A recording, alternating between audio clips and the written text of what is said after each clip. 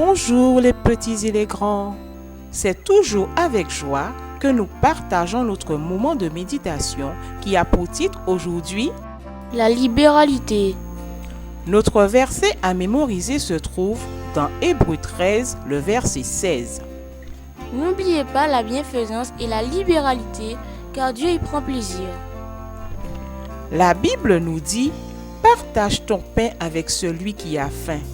Le partage chrétien des biens était une pratique au temps biblique qui consistait à mettre en commun les biens et les possessions des croyants et à en partager le produit avec tous en fonction des besoins de chacun.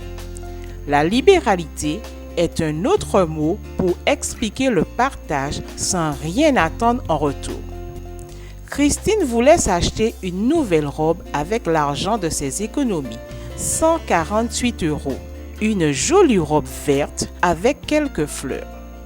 Le lendemain, Christine et maman prirent l'autobus pour aller en ville.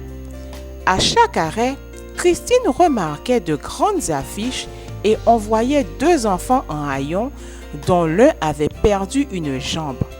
Au-dessus, en grandes lettres, aider les associations caritatives à les secourir.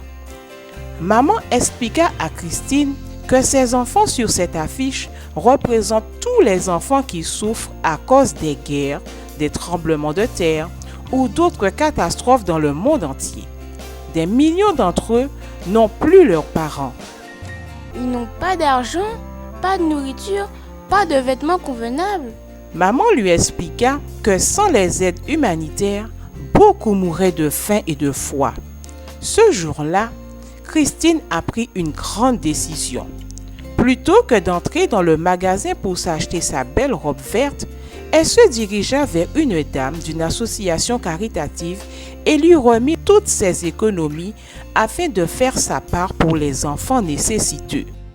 Dans le livre des Actes des Apôtres au chapitre 11, les versets 19 à 30, Luc décrit la naissance de l'Église à Antioche par ceux qui avaient été dispersés suite au martyre d'Étienne. Ils arrivent à Antioche pour annoncer la bonne nouvelle du Seigneur Jésus. Beaucoup de croyants se tournent vers le Seigneur et se font baptiser. Les responsables de l'Église restés à Jérusalem envoient à Antioche un disciple nommé Barnabas qui à son tour part chercher Paul. Pendant une année, ils enseignent une foule considérable et c'est à partir de ce moment que les disciples sont nommés chrétiens pour la première fois. Des prophètes descendirent de Jérusalem à Antioche et l'un d'eux nommé Agabus annonça par l'Esprit qu'une grande famine devait avoir lieu sur toute la terre habitée. Luc précise qu'elle a effectivement eu lieu sous le règne de l'empereur Claude. Les disciples décident rapidement d'envoyer des secours aux frères de la Judée. Aussitôt dit, aussitôt fait. Ils passent à l'action par les mains de Barnabas et de Paul et chacun donna selon ses moyens.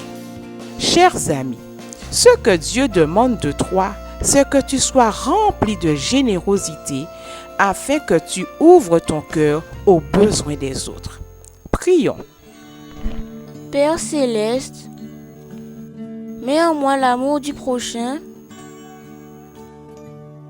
afin que je devienne charitable et fraternel. Au nom de Jésus, Amen.